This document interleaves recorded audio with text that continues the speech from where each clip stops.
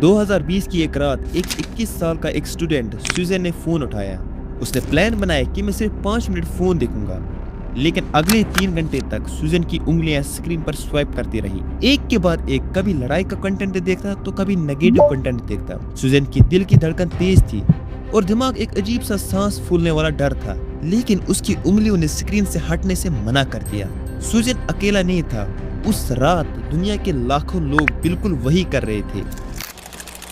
Psychology और digital human behaviour की दुनिया में इस दिमागी ट्रैप को नाम दिया गया है डूम स्क्रॉलिंग। जब बुरी खबरें दुख देती है तो हमारा दिमाग जानबूझकर उन्हें बार बार ढूंढता क्यों है? इसका जवाब छुपा है हमारे पूर्वजों के दिमाग में।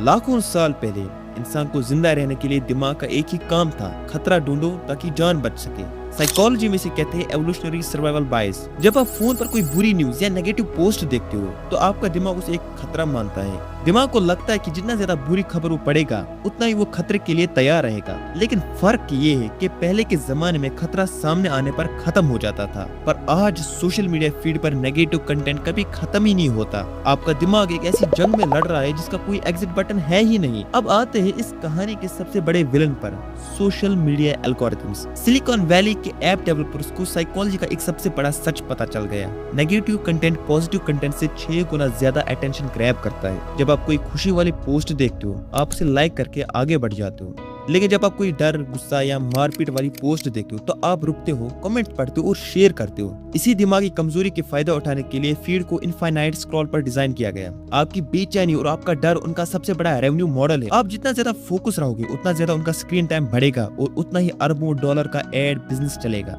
उन्होंने आपकी दिमाग के एक डेंजर डिटेक्टर को एक कैश मशीन में बदल दिया है।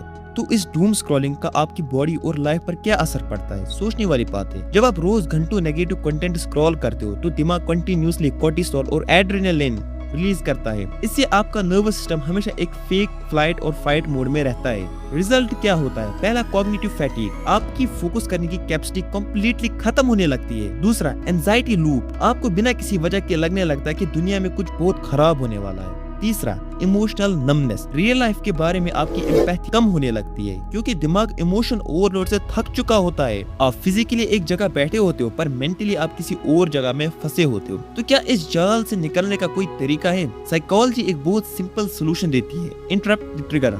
अगले 3 दिन के लिए एक रूल बनाओ, मेरे लिए भाई या अपने लिए। रात को सोने से 1 घंटा पहले फोन को दूसरे कमरे में रख दो और जब भी स्क्रॉल करते वक्त लगे कि मूड खराब हो रहा है तो तुरंत स्क्रीन ऑफ करके अपने हाथ में रखी किसी भी फिजिकल चीज को टच करो।